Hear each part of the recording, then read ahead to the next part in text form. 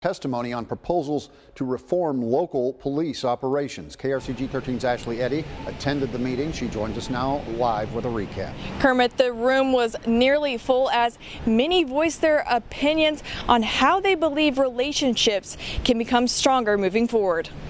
Myself to say here's what the changes need to be and make them happen overnight, but to put the right minds together to be able to take those ideas and turn them into action. The room was packed at Wednesday night's Citizens Police Review Board meeting, with many of those in attendance taking the time to make a public comment.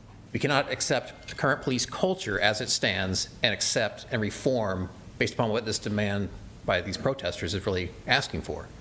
Many taking the time to make comments about how they believe change could and should occur in the police department. They need to be certified to deal with people that are Black or Mexican or immigrants overall. They need to be trained to deal with people who have mental illness, because every situation does not require you to have a gun. While also walking through steps of how relationships could become better. For Roy Lovelady, the next step is meeting with some Columbia Police Department officers next week, individually, to discuss different topics. I know one thing that I'm really adamant on is who polices the police.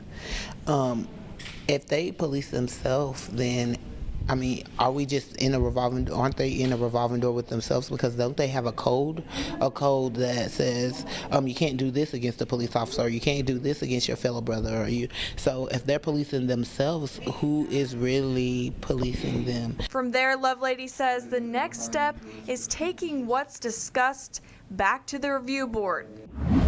With those protests continuing across the country, one Columbia organization is holding training for those who are interested in getting involved in local activism. KRCG 13's Gracie Matisse is live with more information on the training and the goal of the Community Bail Fund. Gracie? Tony, good morning. The Community Bail Fund is looking for volunteers to man their phones, evaluate cases, as well as bail people out right here at the Boone County Jail. And one volunteer I spoke to says working with the Community Bail Fund is so rewarding because it helps people right here in the Columbia community. The Community Bail Fund also provides people with housing and job assistance, as well as mental health counseling and other services they may need. The first part of the training looks at the basics of the cash bail system in the United States, and the second part teaches people the basics of the jobs needed by the organization. One volunteer says it's important to know about the most sacred principle in the American criminal justice system. So they are innocent until proven guilty, and often for very low-level offenses, trespassing or using a bad credit card, whatever.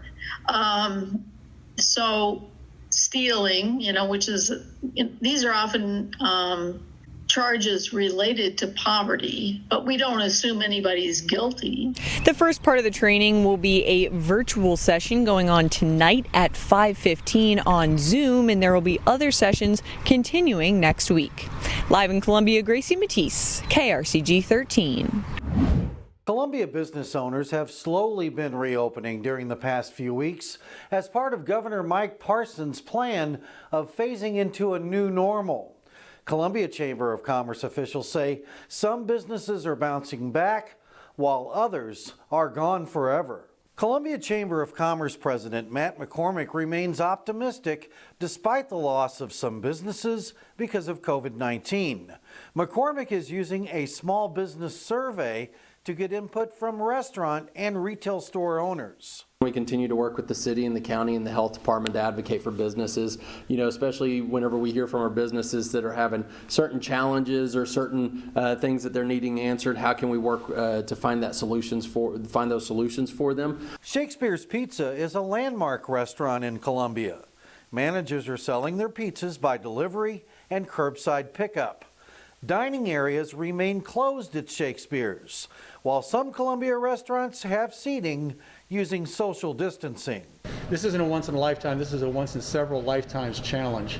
And I think Columbia's a strong community. We got a lot of great operators here, and I just wish the best for all the other restaurants so that Columbia can get going and stay safe, do the right thing, but get open again so people can get out and enjoy their lives.